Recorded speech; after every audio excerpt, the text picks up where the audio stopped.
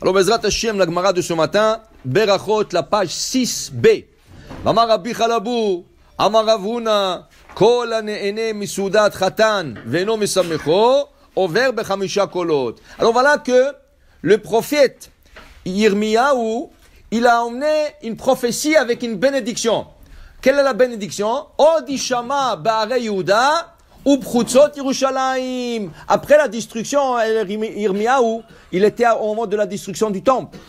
Et malheureusement, tout le monde a été exilé. Jérusalem a été vidée et délaissée.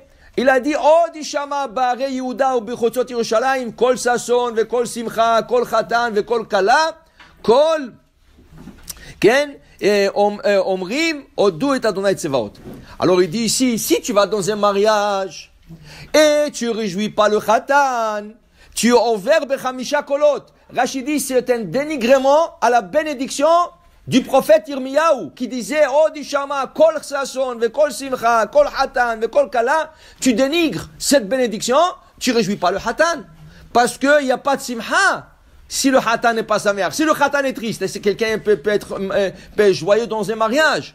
Alors il dit ici, ve'ime samecho, et si tu réjouis le khatan, mascharo, quelle est la récompense pour celui qui réjouit un khatan?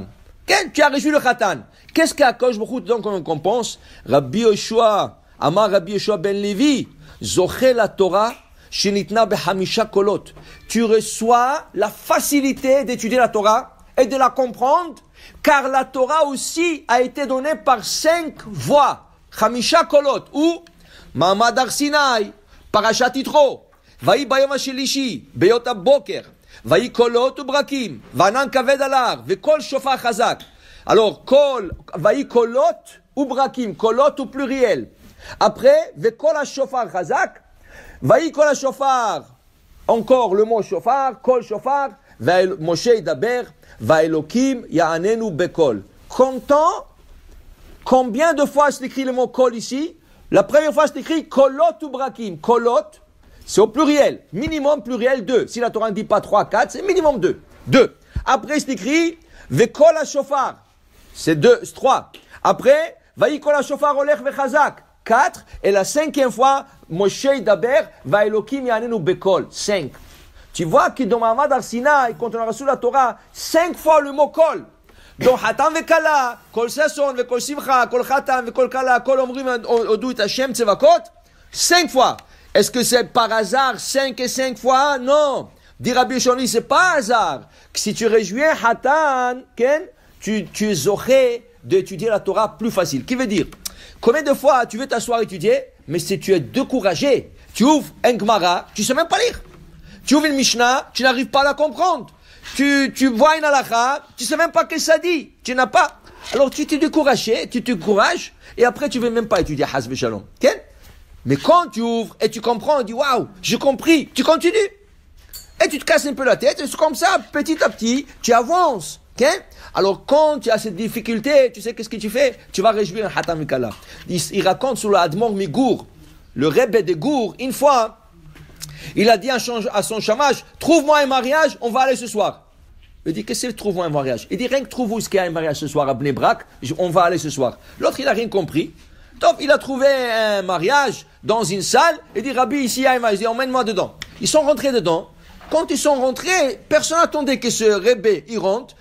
Tout le monde, waouh, le Rebbe est là. Le Khatan, il se remplit avec joie, et le Rebbe, il a pris le Khatan, il a dansé avec lui comme 15 minutes.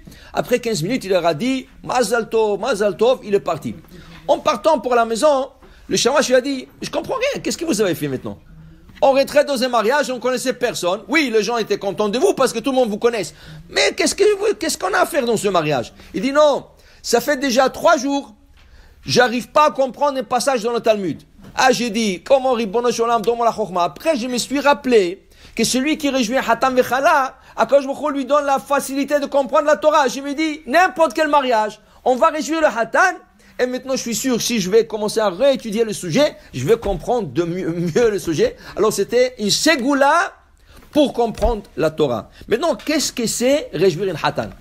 Lui donner un beau chèque, un grand montant d'argent. Qu'est-ce que c'est réjouir un Hatan? Mais le chèque, il ne le verra pas que le lendemain. Nous, on parle le soir du mariage. Qu'est-ce que c'est? Alors la Gemara dans Masechet Ketubot nous explique. Tu vas chez le Hatan et tu lui dis, tu sais, la Kala que tu as pris, je la connais. Je connais la famille, c'est une bonne famille. Et la Kala, c'est midot tovot, de bons traits de caractère. Et tu sais, elle va être une bonne femme pour toi. Rien que tu lui dis ça, waouh, tu l'assures. Parce que le mariage, pour certains gens, c'est un stress.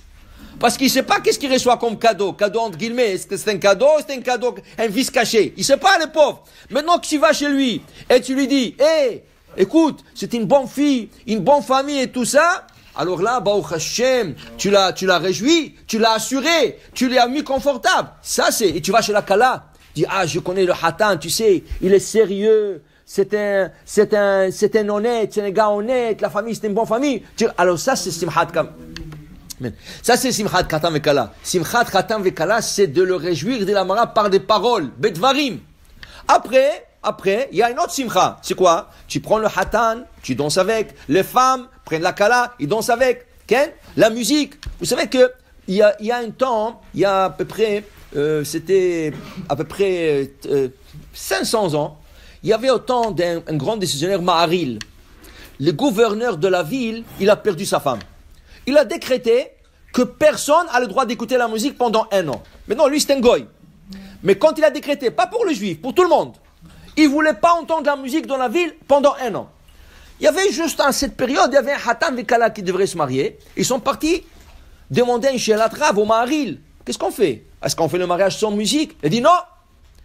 Un mariage sans musique, ce n'est pas un mariage. Il leur a dit, sortez de la ville, allez dans une autre ville, et là-bas, vous prenez une orchestre et tout ça. Pour te dire, l'orchestre, ça met l'ambiance dans le mariage. Sans orchestre, qu'est-ce que tu vas faire? Tu peux danser tout ça, mais c'est pas la même chose. Alors l'orchestre, le chant, tout ça. Alors si tu chantes dans un mariage, tu danses avec le Khatan, tu le réjouis.